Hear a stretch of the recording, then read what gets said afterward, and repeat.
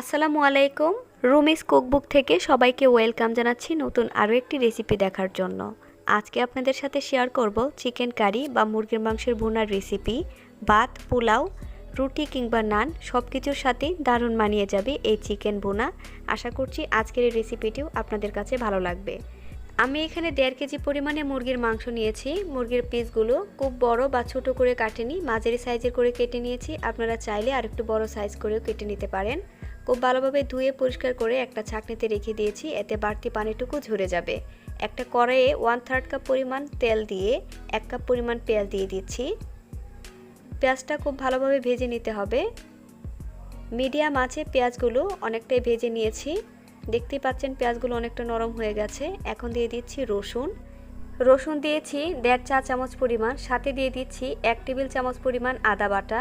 আদা এবং রসুন বাটা তেলের সাথে একটু ভেজে নিব, এতে আদা রসুনের কাঁচা গন্ধটা অনেকটাই দূর হয়ে যাবে। পরিমাণ মতো লবণ দিয়ে দিচ্ছি, লবণ দিয়ে আরও কিছুক্ষণ ভেজে নিব, এতে পেঁয়াজটা আরও অনেকটা নরম হয়ে যাবে। পরিমাণ মতো মরিচের গুঁড়া দিয়ে দিচ্ছি, মরিচের গুঁড়ার পরিমাণ কমিয়ে বা বাড়িয়ে দিতে পারেন।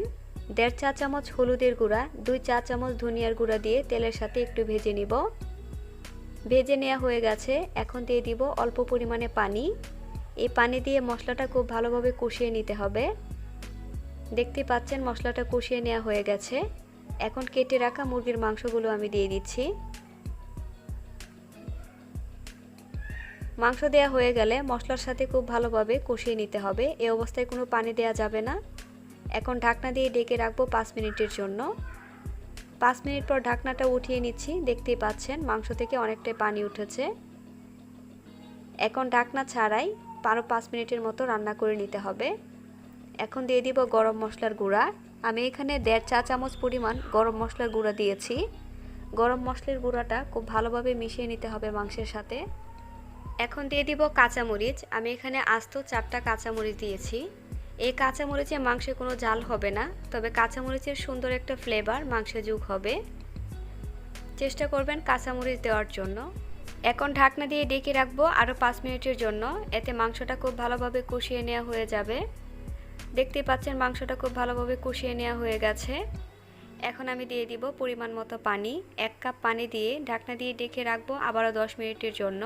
এই 10 মিনিটের মধ্যে আরও 2-3 বার মাংসটা নেড়েচেড়ে মিশিয়ে দিতে হবে, নয়তো নিচে লেগে যেতে পারে। দেখতেই পাচ্ছেন মাংসটা অনেকটাই হয়ে গিয়েছে। 10 মিনিট জাল দেওয়ার পর মাংসটা খুব ভালোভাবে সিদ্ধ হয়ে গেছে, সেই সাথে মাংস থেকে সুন্দর একটা ফ্লেভারও বের হচ্ছে। আপনার লবণটা এই পর্যায়ে চেক করে নিতে পারেন। আমার মাংসটা রান্না হয়ে গেছে। এখন আমি নামিয়ে পরিবেশন করে নিব। সহজে রান্না যাদের পছন্দ তারা খুব সহজেই চাইলে এভাবে চিকেন ভুনা তৈরি করে নিতে পারবেন। খুব সহজে তৈরি হলেও এর স্বাদ কিন্তু অসাধারণ। আশা করছি আজকের এই রেসিপিটিও বরাবরের মতো আপনাদের কাছে ভালো লেগেছে। আজকের মতো এখানেই বিদায় নিচ্ছি। আসসালামু আলাইকুম।